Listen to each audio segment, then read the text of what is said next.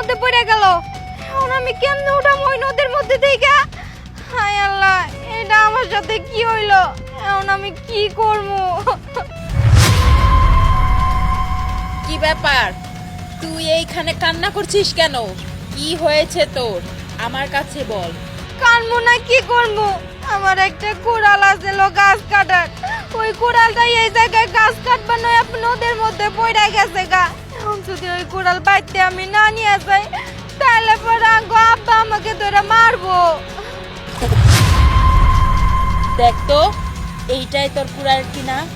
না না, এই কুড়াল তো আমার না। দেখ তো, এইটা তোর কুড়াল? আরে না না, এই দুটার মধ্যে একটাও আমার কুড়াল না, এটাও আমার কুড়াল না।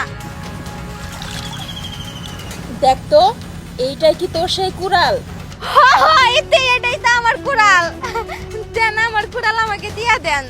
তুই অনেক ভালো মানুষ, তোর ভিতরে কোনো লোভ লালসা নেই।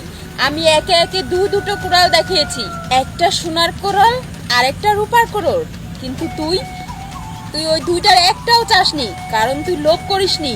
তোর যেটা তুই সেটাই চেয়েছিস। আচ্ছা ঠিক আছে,